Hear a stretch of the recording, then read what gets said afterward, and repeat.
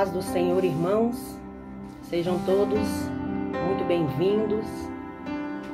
Nós vamos iniciar hoje esta live falando sobre eleição e predestinação. Este é um assunto bem polêmico que nós vamos tratar hoje e que tem mexido com a cabeça de muitas pessoas, porque quando tratamos deste assunto, eleição e predestinação, logo nos vem à cabeça: por que Calvino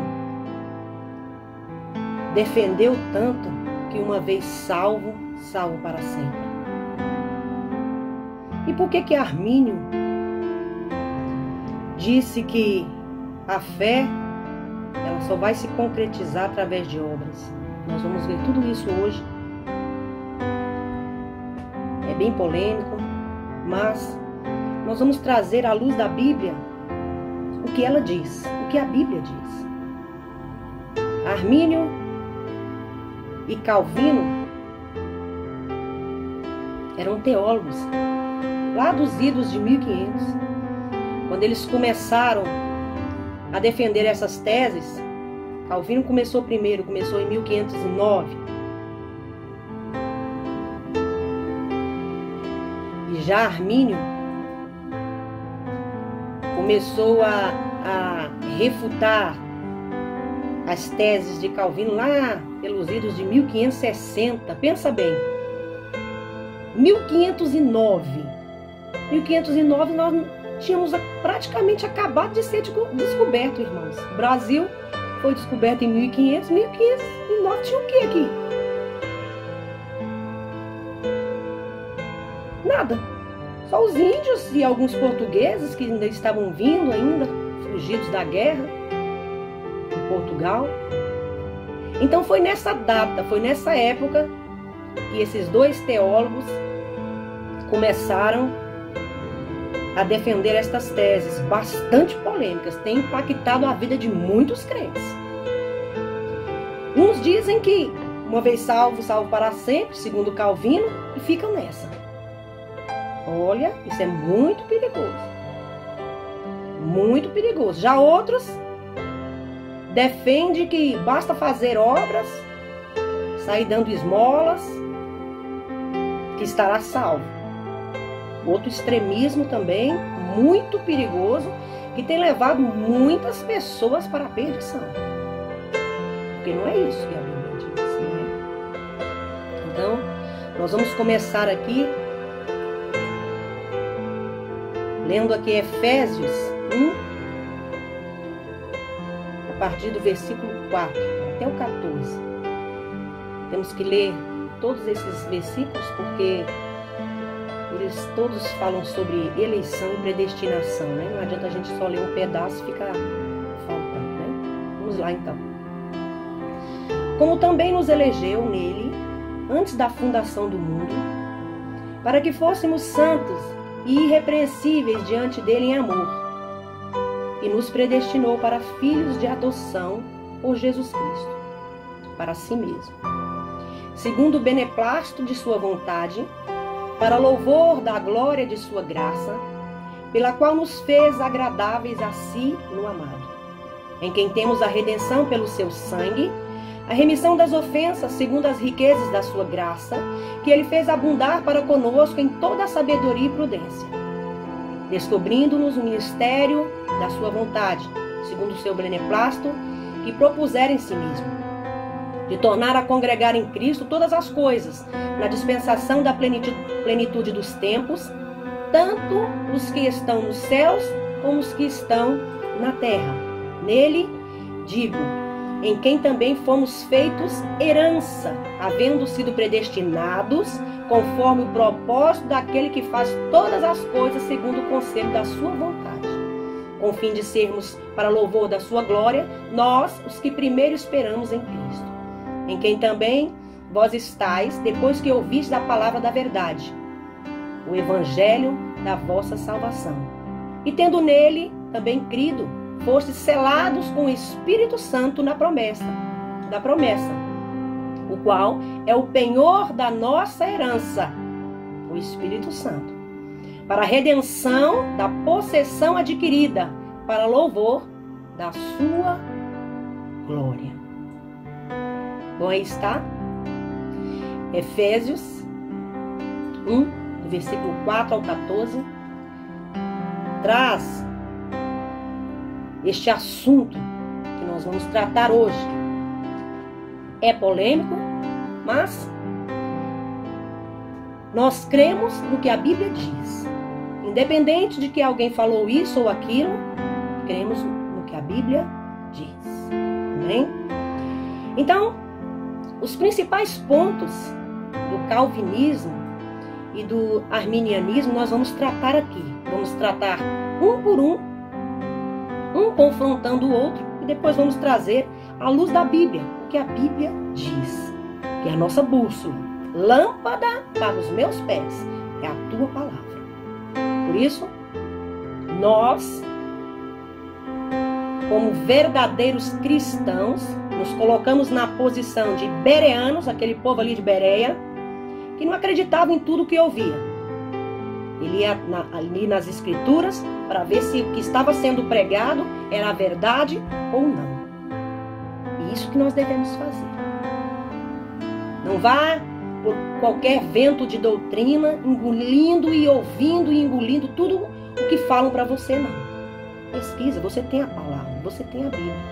Quero cumprimentar aqui cada um dos irmãos, em nome de Jesus, Gisele, Natália, Áquila, Guadalupe, Antônia, Rosana, Pastor Carlos. Sejam todos muito bem-vindos em nome de Jesus, que o Senhor possa vos abençoar. Então vamos lá? Áquila, seja bem-vindo. A primeira das 5 teses que nós vamos ver, nós vamos falar sobre livre-arbítrio ou escolha humana. O que Armínio diz? O que ele diz? O mais interessante disso aqui é que quando Calvino falou sobre a incapacidade ou depravação, lá em 1509, isso só veio ser refutado lá em 1560, o tempo que passou. Irmã Bia, seja bem-vinda, irmã Natália, seja bem-vinda, Rafaela, seja bem-vinda, em nome de Jesus. Então, quando Calvino defende a incapacidade ou depravação total, Armínio vem em 1509, Armínio vem em 1560 rebater isso. O que Calvino diz? Vamos lá, para nós vermos o que Calvino diz. Que o homem natural não pode sequer apreciar as coisas de Deus, menos ainda salvar-se, porque ele defende a depravação total, né? Ele diz, ele é cego, surdo, mudo, impotente, leproso, emprestado, né? Leproso espiritual, morto em seu pecado, insensível à graça comum. Isso diz Calvino. Se Deus não tomar a iniciativa, infundindo-lhe a fé salvadora e fazendo-o ressuscitar espiritualmente, o homem natural continuará morto eternamente. De cara, antes de ler aqui o que Armínio diz, de cara a gente já vê uma coisa aqui. Calvino coloca o homem não só como um depravado total, como um incapaz e um demente. Ora, eu sempre digo, Milena, seja bem-vinda em nome de Jesus. Eu sempre digo, o homem lá no Jardim do Éden, Adão e Eva, eles pecaram, mas eles não ficaram loucos e não perderam a mente, não. Eles continuaram com a mente. Mesmo caídos, eles continuaram com a capacidade de pensar, de raciocinar, de saber o que é certo e o que é errado. Calvino aqui coloca o homem aqui como, não só como um depravado, mas como um débil mental. Parece que ele não somente pecou, mas ele perdeu toda a capacidade de raciocínio. Aí o que Armínio diz para refutar isso? Lá em 1560, hein? 1560. Embora a queda de Adão, segundo Armínio, né, tem afetado seriamente a natureza humana, as pessoas não ficaram num estado de total incapacidade espiritual. Todo pecador pode arrepender-se e crer, por livre-arbítrio, que é o que nós cremos, cujo uso determinará seu destino eterno. O pecador precisa da ajuda do Espírito e só é regenerado depois de crer, porque o exercício da fé é a participação humana no novo nascimento. Ora, aqui ele já vem e diz que, Armínio já diz que a salvação é pela fé. É pela fé. Só que, lá na frente, nós vamos ver depois, que aí ele coloca a obra no meio. Aí, pronto. Aí bagunça o negócio, né? Porque a salvação, segundo a Bíblia, ela é dom de Deus. Não vem de obras, para que ninguém se glorie. Porque se fosse assim, ia começar a dar tudo que eu tenho, de roupa, sapato, tudo.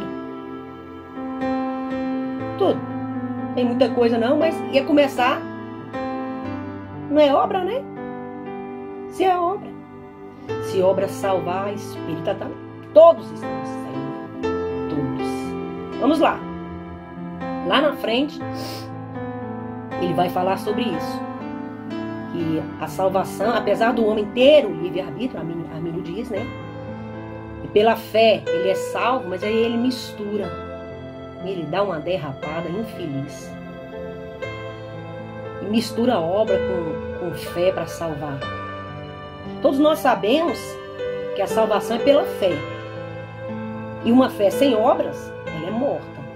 Mas isso não vai implicar na salvação. Não vai. Não vai ser a obra que vai garantir a sua salvação, não. É a regeneração, a santificação, a obediência, o novo homem que vai sendo transformado de fé em fé. Né? Então vamos lá. O segundo ponto, eleição condicional e eleição incondicional. Calvino diz na sua tese de eleição incondicional, ele diz o seguinte: Deus elegeu alguns para a salvação em Cristo, reprovando os demais. Ou seja, ele diz que, olha o absurdo disso, que o homem, ele é eleito. Deus o elegeu para a salvação. E ele continua: Deus não tem a obrigação de salvar ninguém, nem homens, nem anjos decaídos. Resolveu soberanamente salvar alguns homens, reprovando todos os demais. Ora, segundo ele elegeu alguns para a salvação e outros para a perdição eterna. É um partido político. E torná-los filhos adotivos quando eram filhos das trevas. Então ele elegeu, né, soberanamente esses para salvar, tornando-os filhos adotivos, adotou-os, e os que ele não adotou, ele colocou na danação eterna, no inferno eterno, né? Teve misericórdia de algumas criaturas e deixou as demais, inclusive os demônios, né, entregues às suas próprias paixões pecaminosas e pronto. Né? Isso que ele diz na sua eleição incondicional. E o mais interessante nessa eleição incondicional que Calvino defende é o seguinte: você é eleito. Você é eleito. Não vai depender de você isso. Esta eleição. Deus, soberanamente, ele decidiu que você é eleito. Você é eleito e vai morar no céu. Ah, mas eu não quero. Vai assim mesmo. Porque ele te elegeu, segundo Calvino, né? Interessante isso. Uma coisa muito interessante essa eleição incondicional que ele defende. Porque quando você diz que o homem é eleito e está predestinado ao céu, independente da vontade dele, você tira a responsabilidade do homem de aceitar Jesus. E outra coisa, você tira das mãos do Senhor a prerrogativa que é só dele de julgar. E outra coisa, se ele é eleito, ele não precisa seguir Bíblia, não precisa nada disso, porque ele já é eleito. Independente da situação que ele esteja, é eleito. né? E eu fico pensando, né? Se ele é eleito e predestinado, para que os calvinistas pregam? Para quê? Para quê? Não há necessidade. Porque eles já são eleitos. Eles já vão para o céu de qualquer maneira, segundo Calvino, né? Aí Armínio vem e diz que a salvação ocorre quando o pecador escolhe a Cristo. Não é Deus quem escolhe o pecador. Olha o que ele está dizendo. Se o homem tem em parte a sua salvação, parte que Deus deu para ele, né? Ele deve ter boas obras.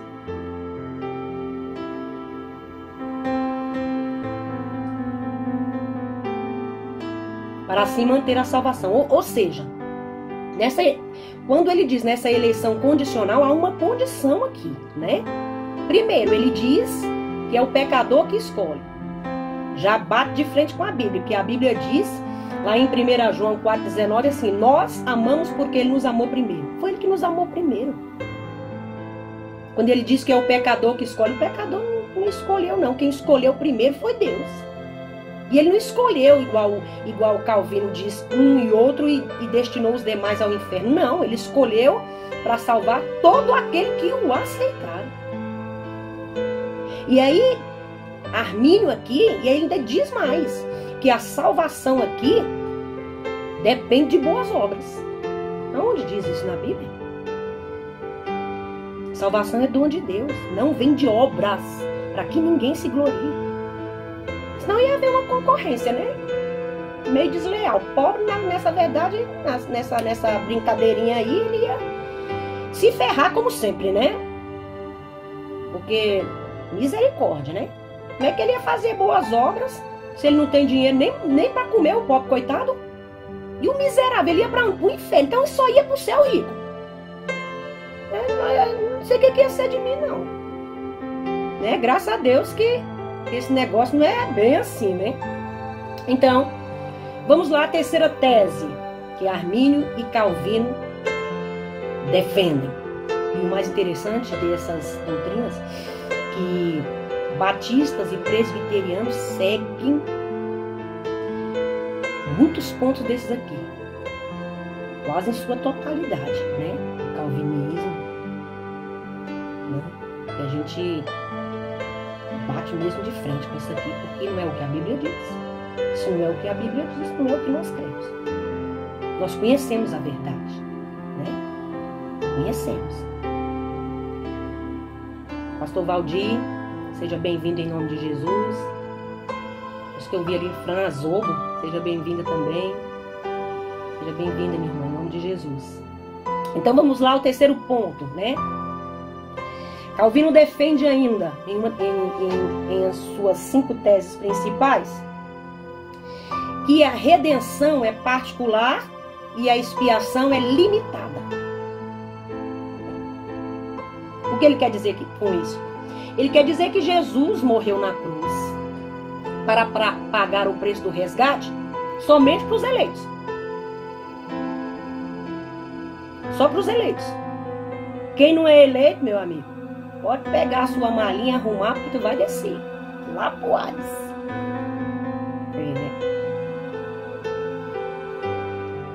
Aí Armínio,